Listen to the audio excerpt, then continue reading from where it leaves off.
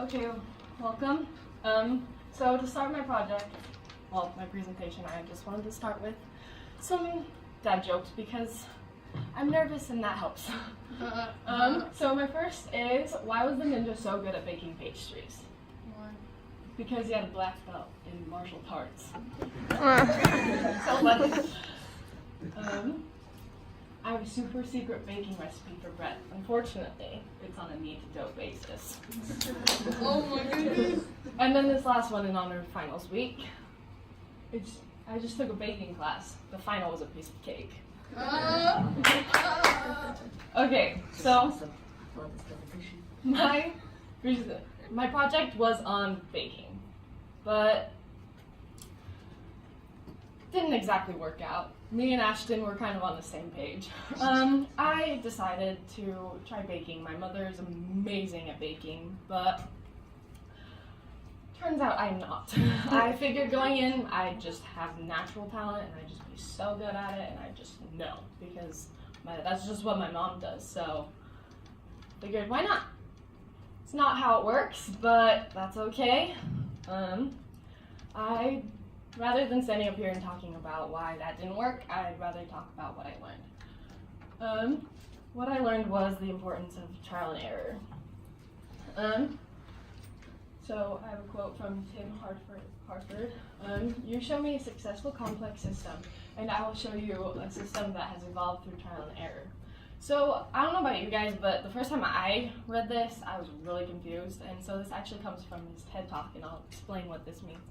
So he tells a story about this detergent company, and in the process of making the detergent, they use a nozzle and to disperse the detergent and make it from liquid to a solid. So he tells the story of how the detergent company brought in the top scientists and the best and brightest brains, and gave them this situation of, we need a nozzle that will best disperse this detergent to make money, but it was too much for them, so they worked on this, but it just ended up being too much, and they couldn't figure out the best nozzle for this product.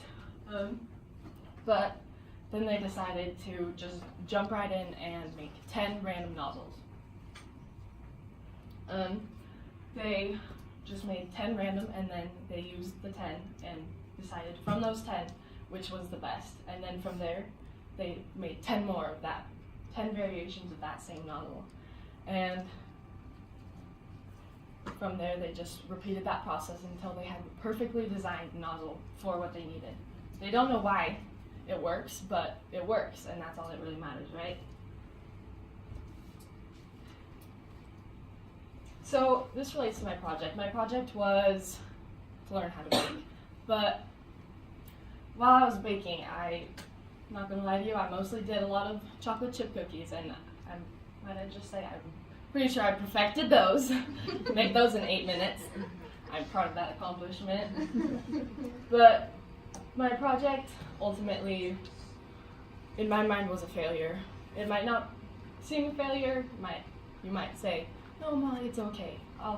You're still learning. But in my brain, to me, it was a failure. I didn't learn how to bake. I didn't end up where I wanted to be. But now I can look back and I can say, I know why, and I can look back and I can see how I got here, how I failed, and now moving on, I can not do that.